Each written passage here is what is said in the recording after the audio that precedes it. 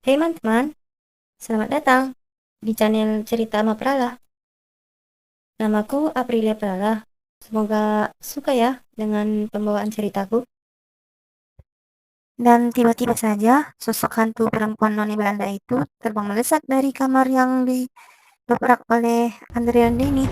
Dia melesat ke ruang tamu, di mana di situ ada Amel, Cika, Aulia, dan Bisma. Namun naasnya sosok perempuan noni Belanda itu memasuki raganya Cika, dan dia seketika itu meronta-ronta. Ah!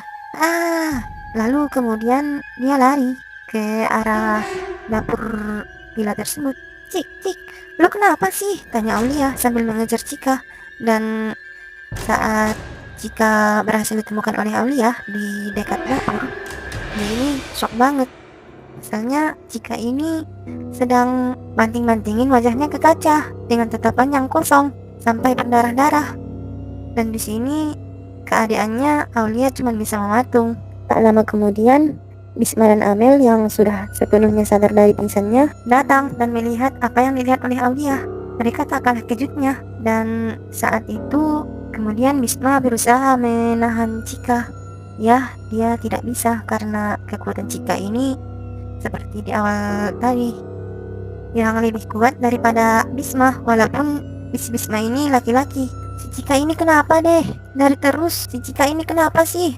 Dari tadi terus kayak gini, dan sekarang kuat lagi, tanya Aulia kepada Amel. Dan Amel pun hanya diam, karena ya dia juga gak tahu apa-apa. Mereka semua hanya panik dan terpaku mematung melihat kelakuan Cika.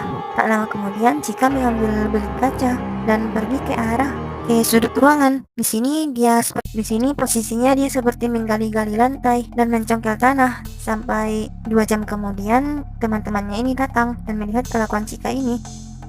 Karena sebelumnya ketiga temannya ini takut buat ngikutin Cika, karena Cika ini brutal banget. Dan saat mereka melihat Cika sedang menggali-gali tanah, tiba-tiba dari dalam tanah ada mayat yang sudah jadi tengkorak dengan pakaian khas noni Belanda.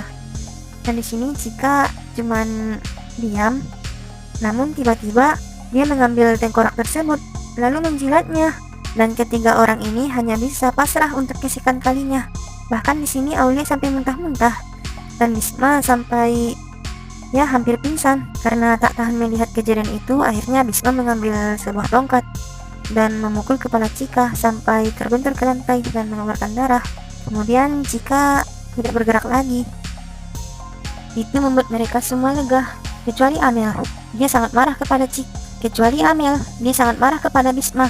Teganya kamu, Bis, sampai mukul dia begitu, sampai nggak sadarkan diri. Kalau dia sampai kenapa-kenapa, aku bakal mukul kamu balik. Kalau dia sampai mati, kamu juga akan kubunuh, ancam Amel, yang membuat Bisma dan Aulia sangat panik juga serta ketakutan. Lalu Amel mengambil kayu dari tangannya Bisma dan memukul-mukul tengkorak yang dilati oleh Cika tadi sampai hancur dan tak berbentuk lagi. Dengan amarah yang mendalam dan rasa emosi yang sangat membara-bara, akhirnya Amel berhasil menghancurkan tengkorak tersebut. Mati! Mati! Mati kau setan laknat! Mati! Teriak Cika sambil spontan menangis. Sampai akhirnya teror dari sosok noni Belanda itu berhenti. Dan di sisi lain, saat paginya, kakak pembina dan ketua pembina datang ke area villa tersebut bersama rombongan semua peserta. Mereka mencek dan memeriksa villa tersebut karena rombongan Amel dan Bisma yang sedari semalam belum ketemu juga.